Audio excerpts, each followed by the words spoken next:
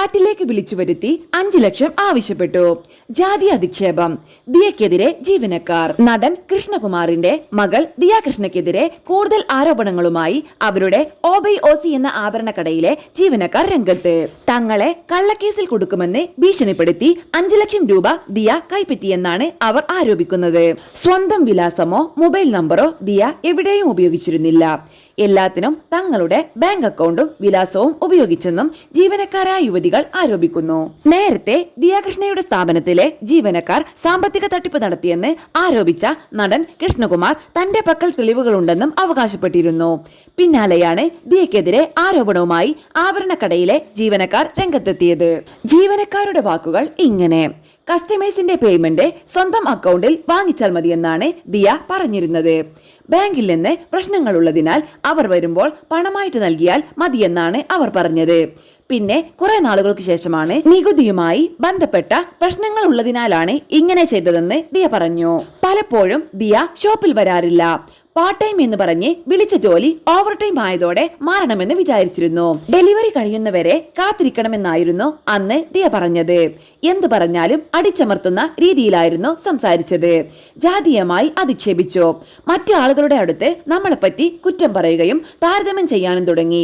ഇതോടെ ജോലിക്ക് വരേണ്ടതില്ലെന്ന് ഞങ്ങൾ തീരുമാനിച്ചു. ഇതിന് പിന്നാലെ നിങ്ങളുടെ അക്കൗണ്ടിൽ പേയ്മെന്റ് വാങ്ങിയതിന്റെ സ്ക്രീൻഷോട്ട് കസ്റ്റമറിൽ നിന്ന് വാങ്ങി മോഷണത്തിന് കേസ് നൽകുമെന്ന് ദിയ പറഞ്ഞു. ഇതിന്റെ സ്ക്രീൻഷോട്ട് എന്റെ കയ്യിലുണ്ട്. 29-ാം തീയതി രാത്രി ഉറങ്ങാൻ പോലും സമ്മതിച്ചിട്ടില്ല. രാത്രി തുടങ്ങിയ ഫോൺ കോളുകൾ പുലർച്ചെ 4 വരെ തുടർന്നു. ഞങ്ങൾ 3 പേരെയും ചീത്ത വിളിക്കുന്നതിന്റെ സ്ക്രീൻഷോട്ട് ഞങ്ങളുടെ അടുത്തുണ്ട്. ഞങ്ങൾ കാരണം തന്റെ 200 ഓർഡറുകളാണ് പാക്ക് ചെയ്യാൻ സാധിക്കാതെ പോയതെന്ന് ദിയ പറഞ്ഞു.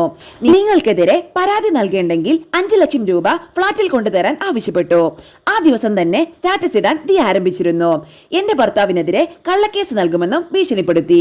എനിക്ക് വന്ന നഷ്ടത്തിന് പണം തന്നാൽ നിങ്ങളെ തിരികെ വിടാമെന്ന് പറഞ്ഞു.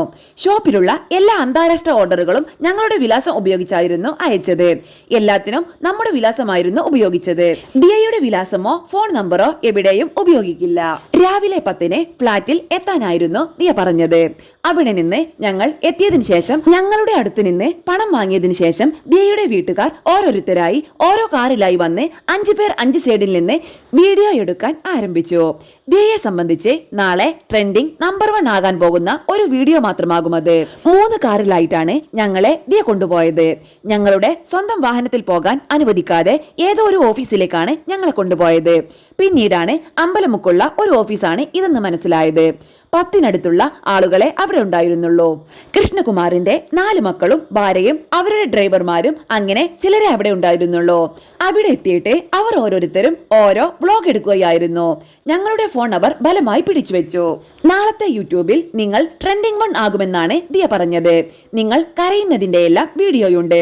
അതുപയോഗിച്ച് നിങ്ങളെ നാണം കെടുത്തും, നിങ്ങളെ കൊല്ലും. ഞങ്ങൾക്കെതിരെ വധഭീഷണി വരെ ദിയ മുഴക്കിയിരുന്നു. അവർ ഞങ്ങളെ കസ്റ്റഡിയിൽ വെച്ചതുപോലെയായിരുന്നു. പോലീസാണെന്ന് പറയുന്ന ഒരാളും അവിടെ ഉണ്ടായിരുന്നു. അയാളുടെ നിർബന്ധത്തിന് വഴങ്ങിയായിരുന്നു ഇതെല്ലാം ചെയ്തത്.